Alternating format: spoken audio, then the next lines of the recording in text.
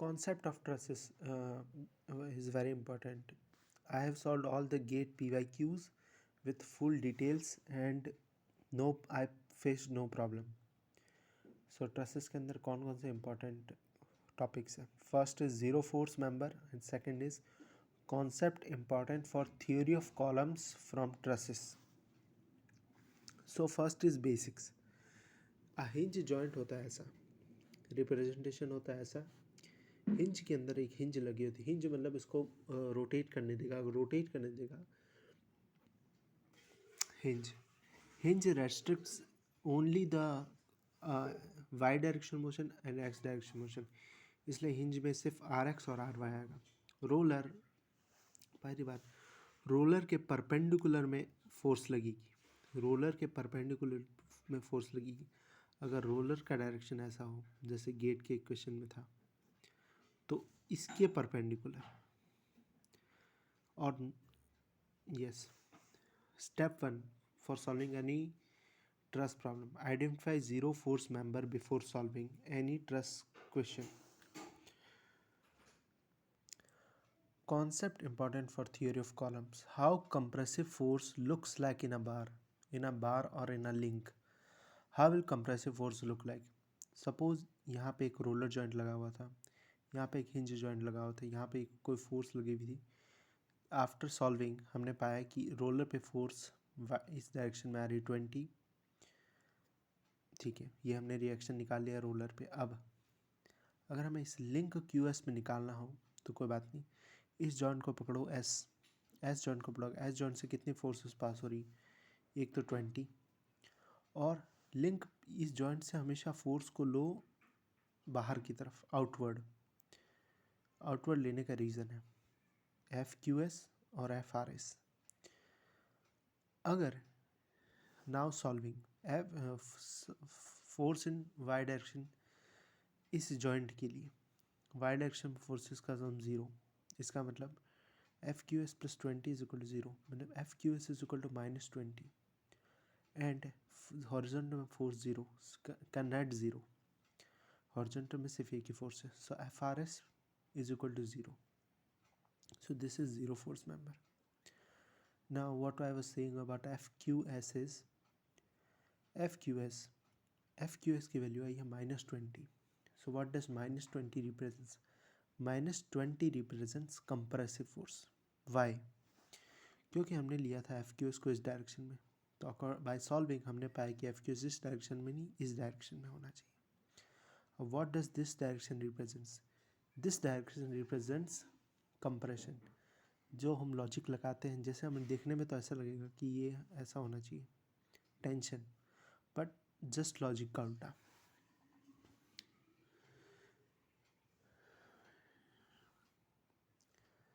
Five second break.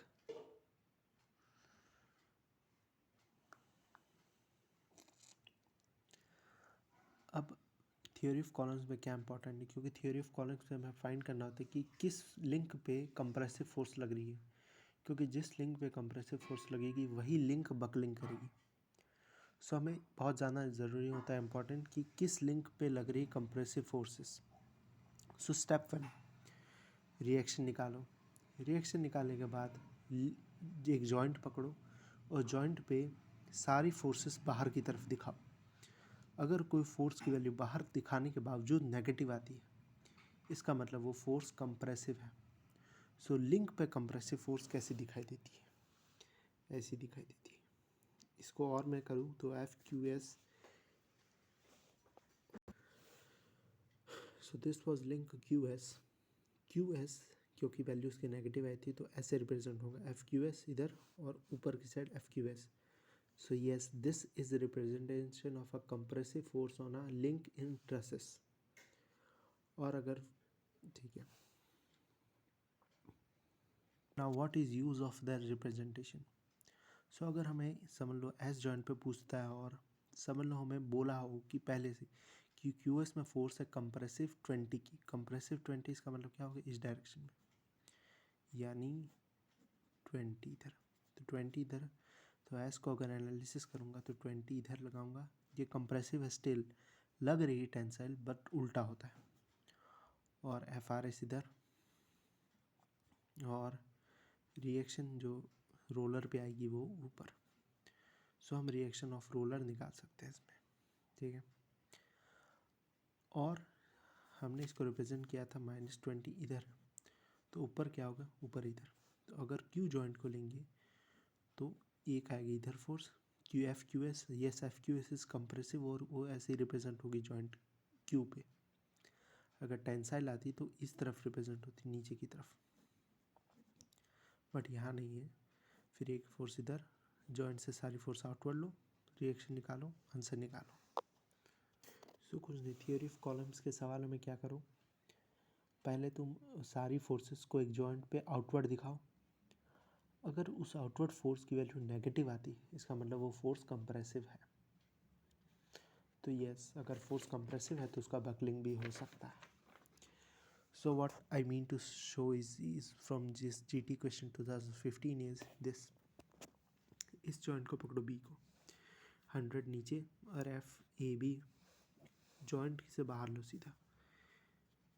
अब अगर हम सॉल्व करेंगे तो एफ ए बी और एफ बी सी की वैल्यू आती है 100, पॉजिटिव 100। इसका मतलब जो हमने लिया था वो सही है, और हमने इसको, ये रिप्रेजेंटेशन है टेंसाइल का, तो टेंसाइल का रिप्रेजेंटेशन है, इसका मतलब ए बी और बी सी पे टेंसाइल 100 लग रही है। और टेंसाइल ट्रसेस में कैसे रिप्रेजेंट होती है, ऐसे एफ ए बी। और अगर मुझे ए पे अगर एनालिसिस करना होता, ए पे कुछ रिएक्शन निकालनी होती, तो क्योंकि इस पे आया है 20 इधर, सॉरी 100 इधर, तो यहाँ पे ये टेंसाइल फोर्स 100 इधर दिखाई जाती। फिर जो भी निकालना निकाल लो। तो टेंसाइल ऐसे दिखाई जाती है और कंप्रेसिव उल्टा। So yes. एक और जीटी क्वेश्चन है, देखो, एफ पी आर मतलब कम्स एज -70% फाइव, पर अब यहाँ की फोर्स जो आती है, मतलब हमने जो इसको आउटवर्ड एनालिसिस किया था, इसकी वैल्यू नेगेटिव आ रही है, इसका मतलब ये फोर्स कंप्रेसिव होगी। सो जॉइंट आर को कैसे दिखाया जाएगा, एक्चुअली हमने आउटवर्ड लिया था, पर आफ्टर सॉल्विंग हमें पता चला कि कंप्रेसिव है, तो ऐसे इसकी वैल्यू जो भी आई हो, अगर इसकी भी वैल्यू नेगेटिव आती है तो मतलब शायद ऐसे होगा, शायद नहीं ऐसे होगा, और ये तो है ही ऊपर की तरफ, तो ये है इसका representation. Now the second part, how to identify zero force members. Zero force members identify करना बहुत इंपॉर्टेंट है, क्योंकि और फिर ज़ीरो फोर्स मेंबर आइडेंटिफाई करने के बाद ज़ीरो फोर्स मेंबर्स को हटा दो वहाँ से, just remove them.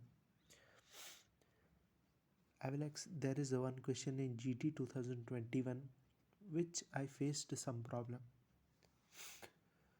So समझ लो एक जॉइंट है जहाँ से 3 फोर्सेस जा रही है, इस तरफ और इस तरफ। देखो क्यू आर, और कोई इम्पोर्टेंट बात, कोई एक्सटर्नल फोर्स नहीं लगनी चाहिए। एक्सटर्नल फोर्स लग गई तो पंगा होगा। तब ये जब क्वेश्चन बोलता है कि फाइंड ज़ीरो फोर्स मेंबर्स, तो वो विजुअलाइजेशन से बोल रहा है।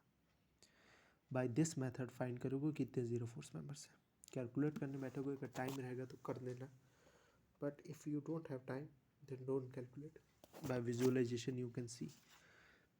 अगर यहाँ पे 2 कोलिनियर फोर्सेस है जॉइंट से, तो तीसरी फोर्स की वैल्यू 0 होगी। 2 कोलिनियर, तीसरी 0, चाहे ओरिएंटेशन कैसा भी हो। सेकंड है, अगर एक जॉइंट पे सिर्फ 2 ही फोर्सेस है, चाहे ओरिएंटेशन उनका कुछ भी हो, कैसा भी हो,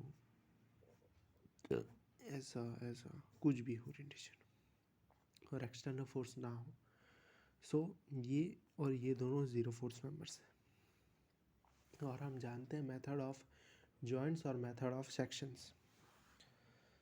सो देखो, नेसेसरी कंडीशन की कोई एक्सटर्नल फोर्स होनी नहीं चाहिए, क्योंकि जैसे इस लीनियर में ये दोनों को लीनियर, पर यहाँ एक्सटर्नल फोर्स है, सो पी को ज़ीरो फोर्स मेंबर नहीं कह सकते हम लोग।